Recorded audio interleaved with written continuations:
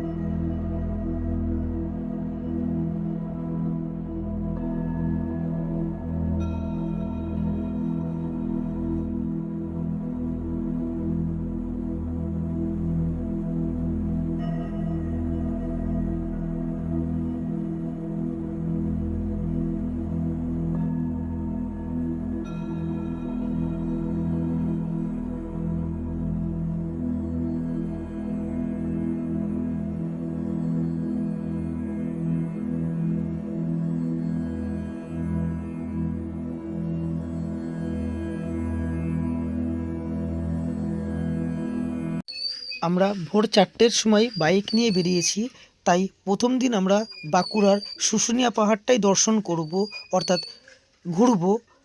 তারপর আমরা চলে যাব মুকুটমণিপুর, সেটা রাতে হয়ে যাবে ঢুকতে ঢুকতে। তারপর একটা রুম নেব, রুম নিয়ে সেখানে থাকব। তারপর মুকুটমণিপুর ড্যাম এবং মদনমোহন মন্দির দেখে বাড়ি ফিরব।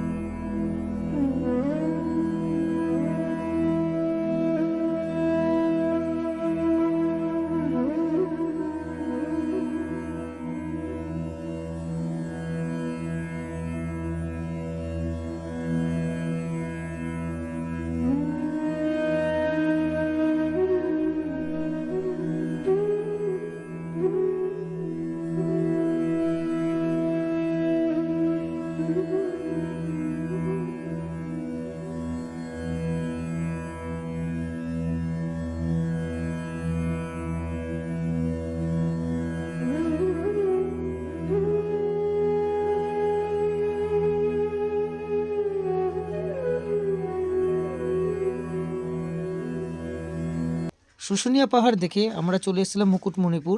আর এই লজে আমরা ছিলাম। এই লজে ভাড়া নিয়েছিল 1500 টাকা করে। সকালবেলায় ফ্রেশ হয়ে আমরা রুম ছেড়ে দিয়ে বেরিয়ে পড়লাম মুকুটমণিপুর ড্যাম দেখার উদ্দেশ্যে। আজকে মুকুটমণিপুর ড্যাম এবং মদনমোহন জিউর মন্দিরটা দেখব, দেখে আমরা বাড়ি ফিরব।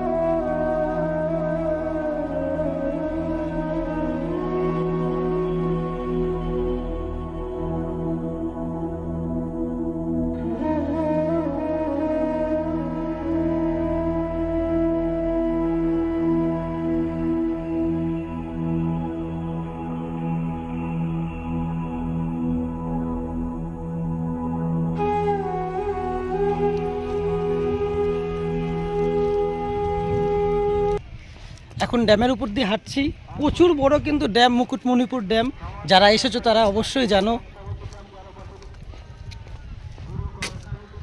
রোদ্দুর কিন্তু উঠে গেছে ভালোই, কিন্তু তাও দূরগুলো দেখো প্রচুর কুয়াশা, তাই দূরেরগুলো অত ভালো আসছে না, দূরের ছবিটা। ড্যামটা তোমরা দেখতেই পাচ্ছ কতটা বড়, প্রচুর কিন্তু বড় ড্যাম।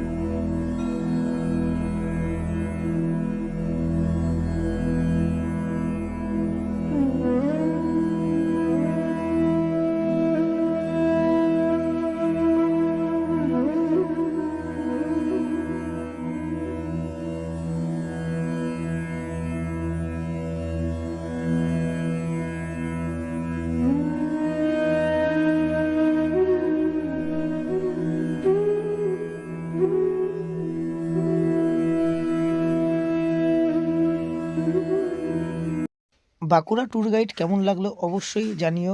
আমার চ্যানেলে নতুন হলে অবশ্যই চ্যানেলটিতে সাবস্ক্রাইব করে আমার পাশে থেকো। আজকের মতো এইটুকুই, পরের ব্লগ খুব তাড়াতাড়ি আসতে চলেছে, ততক্ষণ তোমরা ভালো থেকো, সুস্থ থেকো, টাটা, বাই বাই।